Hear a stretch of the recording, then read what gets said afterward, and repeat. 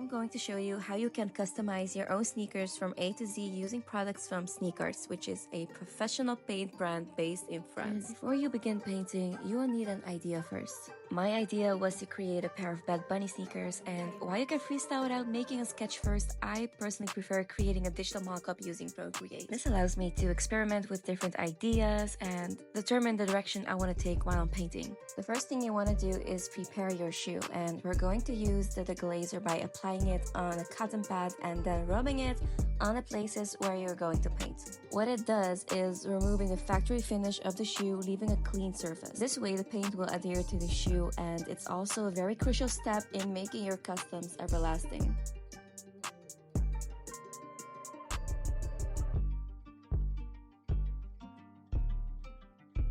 Now it's time to paint, but before we do that, I want to show you something very important, which is how you should and how you shouldn't apply paint. Something you shouldn't do is applying the paint in thick layers. Don't do it. The results won't look pretty and the design won't last as well. What you do want to do is apply the paint in thin layers. Now that's what I'm talking about. This will lead to better elasticity and avoids cracking.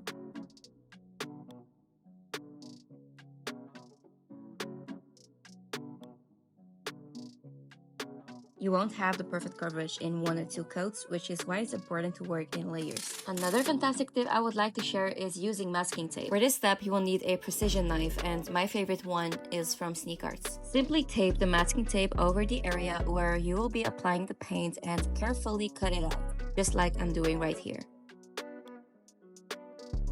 You want to use the knife delicately without applying too much pressure to prevent any unnecessary cuts inside of the shoe. Also, if you are painting on textile or fabric, I recommend to apply a white undercoat to have bright colors and avoid smudging. And if you have made a few mistakes, please do not worry, because you can always fix them using a bit of the glazer with a cotton swab like so.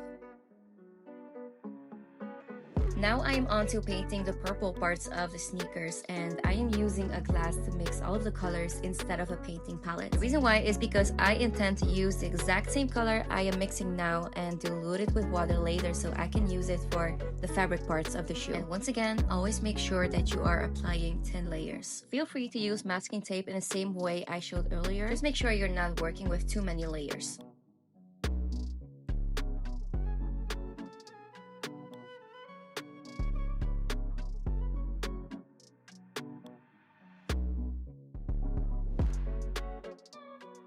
Use a hairdryer for at least 30 seconds to 1 minute and then leave it for 5 minutes before you paint another layer. Instead of using a hairdryer, you can also wait 15 to 20 minutes before applying the next layer of paint. You can repeat these steps until you are satisfied with the coverage you got. The same purple color I have mixed for the front parts in a cup will be used for the inner parts as well. The inside of the sneakers are made of fabric, which is why I'm going to dilute the paint with 50% water.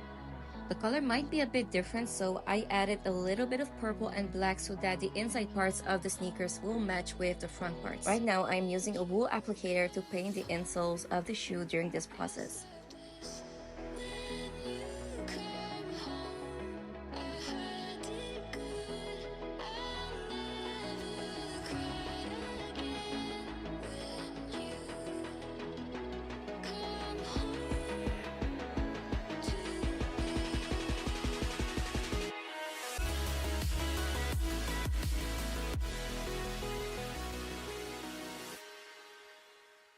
Now it's time to transfer your image directly onto the shoes, and this is where it's getting interesting because now I'm going to show you how to quickly transfer any image onto your shoe with this simple technique.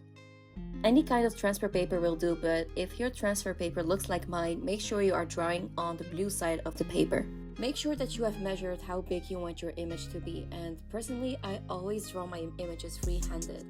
However, if freehand drawing is something challenging for you, you can place the paper right on top of a screen and trace it. This works better when the lights are off and when you have taped the transfer paper down so it's not going to budge. Next, flip the transfer paper and place it directly onto the spot where you want your design. Tape it securely to prevent any movement, and then use a pencil to scratch the tracing paper with crisscross movements all over. This way you are transferring the image directly onto the shoes.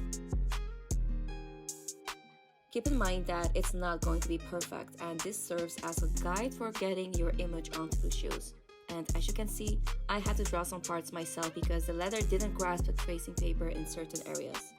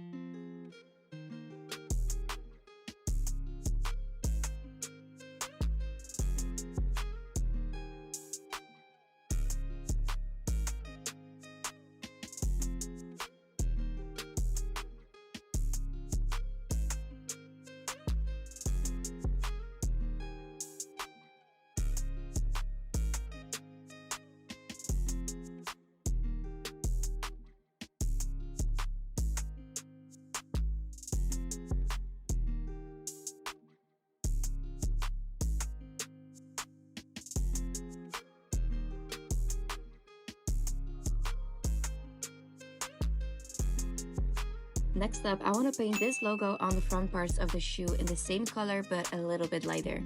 To do this, I taped the front parts and cut out the tape from the corners with a precision knife. This will give me a clean surface so I can draw the logo on top of the tape. I drew the logo freehand, but feel free to place the tape on top of a screen and trace the image from there if that's what you prefer.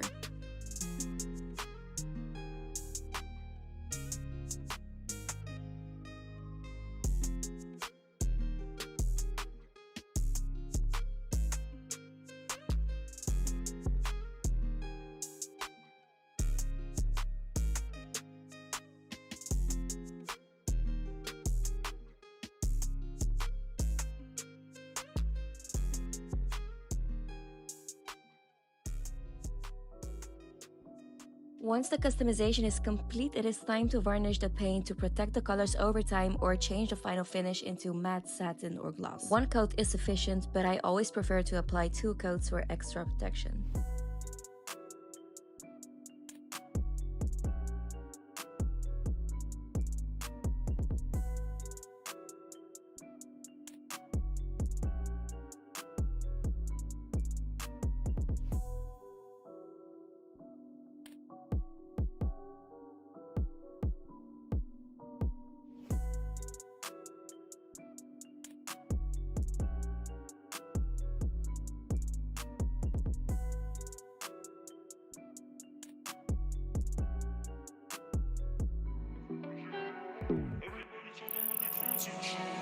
Pulling up, but you know I'm swerving. Bad bitch, but you know I'm curving. Run it up like a nigga earning. Got a check, now a nigga smurfing. Pull up in a rose, now she wanna roll. Everybody talking, but they coming to the shows. Pull up in a rose, now she wanna roll. Everybody talking, but they coming to the shows. Pulling up, but you know I'm swerving. Bad